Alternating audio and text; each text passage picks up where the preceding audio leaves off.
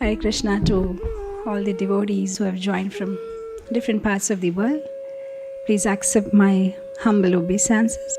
First of all, a happy new year. Every year end, we should make up what did I do in this whole year. Did I become a better devotee? What are my lows and what are my highs and what I'm better at and what I'm not able to do. Just make a balance sheet and then make a resolution. We reflect and we redirect our heart, can become more Krishna conscious. One more Krishna conscious, then we will have to read and hear.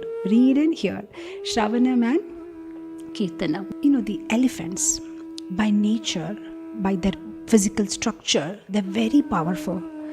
But even if the elephant is the most powerful animal, when the elephant is shackled, with this iron shackle, the elephant doesn't move. Actually, even if you shackle, it doesn't need to stay in that place. It can happily move. If you tie an elephant to the tree, what will happen? It can easily uproot the tree and go away. But still the elephant will stand like this, only shackled. Why? Because the Mahavat, the elephant trainers, when the elephants are young, just small babies, they tie the elephant to some metal stalk with some iron shackles. Now at that time, those babies, they're not so powerful because they're very young. So they must have tried at that time and they saw, I cannot move. The moment they tie me shackles, I can't move. Now what happened? Their mind became conditioned. So now even when they grew up, now they became very powerful. So if you tie the shackle, they'll say, I'm tied to this, I can't move. It doesn't understand that you can move. Now you're more powerful. That time you were a baby. Same thing with us. We become conditioned in this material world. We think this is how life is supposed to be. Sometimes happy, sometimes sad. This is how it is. So somehow we should go on. But we don't understand. We're not meant to be unhappy. Anandamayo bhashyat. The Vedanta Sutra says, Krishna is a reservoir of pleasure. He's always happy. We are all part and parcel of Krishna and we have the right to be always happy. We don't need to suffer in this material world. We don't need to adjust. We can just simply go back from where we have come and leave this temporary situation that we have voluntarily put ourselves into it, right? So, how this conditioning will go. If a housefly, by mistake, just flying here and there, has got itself inside the honey bottle, it cannot come out because it's so heavy. Somebody needs to help it out. So like that, the scriptures, they bring us out of our conditioning. We become conditioned, to be here in this material world, suffering with the slaps of three modes of material nature. But when we read scriptures, then they just remove us from this conditioning. So what we can do is increase our intelligent quotient. There are three people here: the false ego, the mind and the intelligence. And this false ego is a mafia. It's like a dawn, It'll go on giving directions to the mind and intelligence. I want to do this. I'm the supreme enjoyer. Do this for me. Do that. Do this. So this false ego is like a mafia. And this mind accepts it. Okay, sir, I accepted your order. And the intelligence starts executing the order. Let's say a child wants to eat ice cream. So now the false ego gives that instruction, I want to eat ice cream. And the mind says, okay sir, done. And the intelligence will now start making plans. How to make mom and dad agree to get me an ice cream, what to do, what excuses I can make. This is how the whole nexus works, right? So the false ego is the boss.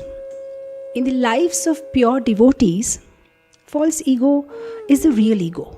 So even if the real ego is the boss, there is no harm because the real ego is completely convinced that I am the servant of Krishna and my life is for making Krishna happy. So the moment the ego gives that instruction, the mind says, okay sir, and the intelligence starts making plan how to serve Krishna nicely. So there is no issue in their life, they're happy. And the materialistic people are all completely convinced that this life is for my enjoyment and my entertainment. So they give instruction to the intelligence and mind, I want to enjoy. And the mind and the intelligence, they start working in that direction. So they are also comfortable. Who is not comfortable is us, the sadhakas. Because sometimes, our ego will become real ego. I am servant of Krishna. I don't want to enjoy myself. I want to do something for Krishna. But sometimes our ego, turns into false ego. It will go on changing dress.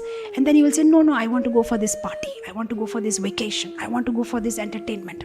So now all the time the mind is whether I should go for sense gratification or not, whether I should go for this party or not. It's always in dilemma because we are not able to take on one particular role, always switching between two roles, right?